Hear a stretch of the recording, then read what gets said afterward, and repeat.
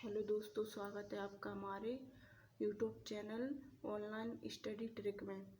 तो दोस्तों, आज हम पढ़ेंगे संज्ञा। तो संज्ञा की परिभाषा किसी व्यक्ति, वस्तु, स्थान या भाव के नाम को संज्ञा कहते हैं। और हम इस परिभाषा को न देखते हुए अपने मन से देखें कि आपको आपके आसपास दिखने वाली हर चीज़ संज्ञा है, जैसे कि व्यक्ति, वस्तु और स्थानीय भाव, इनके नाम ये सभी संज्ञा है।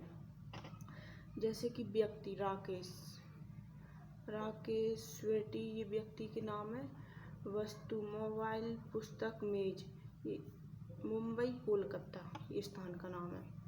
और खुशी, दुख, प्रेम, ईर्ष्या आदि, तो ये सब संज्ञा हैं। तो अब हम देखेंगे कि संज्ञा के भेद। संज्ञा के मूल रूप से दो भेद होते हैं, यथार्थवाचक। तो संज्ञा के भेद मूल रूप से दो होते हैं।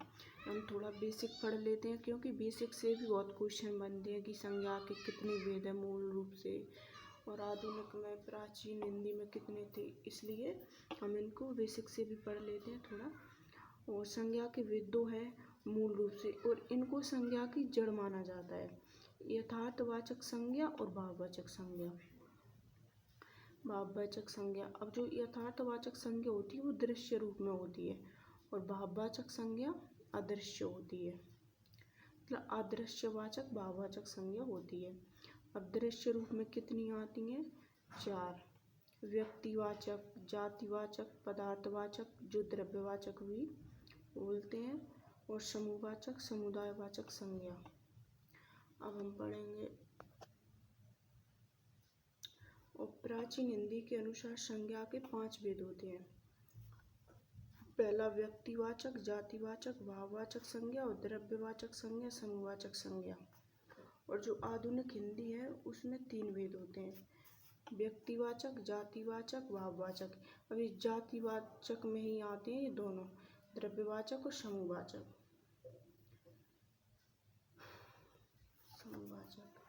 अब व्यक्तिवाचक संज्ञा पढ़ते हैं हम। व्यक्तिवाचक संज्ञा पढ़ेंगे तो व्यक्तिवाचक संज्ञा वह संज्ञा जो किसी विशेष व्यक्ति, स्थान का नाम बताए। या फिर हम ट्रिक से पढ़ेंगे कि जो दृश्य हो वो दुनिया में अकेली हो, इसका बहुवचन नहीं बनेगा। जो व्यक्तिवाचक संज्ञा है उसका बहुवचन नहीं बनेगा। ये बहुत इम्पोर्टेंट बात है, इसको याद रखना है। ये हम ट्रिक से याद कर रहे हैं, इसकी परिभाषा को न देखते हुए नॉर्मल हमारे दिमाग में आनी चाहिए। अब हम इसके उदाहरण देखेंगे। उदाहरण जैसे भारत, गंगा, चंद्रमा। क्योंकि भारत एक विशेष है और एक ही है, इसका बहुवचन भी नहीं बनेगा, भारतीय थोड़ी बनेगा। गंगा, चंद्रमा। उत्तर दिशा, उत्तर एक ही है। दक्षिण, रमेश। रमेश नाम का व्यक्ति अपने आप में एक है। लाल किला भी एक ही है, लाल किला। बुर्ज खलीफा, जनवरी, चैत्र, कावेरी, अमेरिका, मुंबई, केदारनाथ धाम। तो इनके बहुवचन नहीं बनेंगे, केदारनाथ ही थोड़ी ना बनेगा, इसलिए जातिवाचक संज्ञा। अब हम पढ़ेंगे जातिवाचक संज्ञा। तो अब हम पढ़ेंगे जातिवाचक संज्ञा। तो जातिवाचक संज्ञा की परिभाषा देखते हैं। वह संज्ञा जो किसी जाति या उपजाति का बोध कराती है। और हम इसकी परिभाषा को न देखते हुए सिंपल वे में समझते हैं, ट्रिक जैसे कि जातिवाचक दृश्य भी होती है और जिसके जैसे और हों, इसका बहुवचन भी बनाया जा सकता है। जातिवाचक संज्ञा के उदाहरण। अब उदाहरण लड़के, नदी। क्योंकि लड़के एक जाति है और लड़के में बहुत सारे लड़के भी आ सकते हैं। और लड़का, और इसका बहुवचन लड़के। नदी, इसका बहुवचन भी बन सकता है, जैसे कि नदियाँ। और पहाड़, इसका बहुवचन बन सकता है, पहाड़ों। शहर, पेड़, पक्षी, मेज, कुत्ता, सेब, लेखक, वकील। अध्यापक, जानवर, पेन, क्योंकि पेन की तरह और भी पेन होती हैं, पेन अकेली नहीं होती। गाय, शेर, मच्छर, मछली।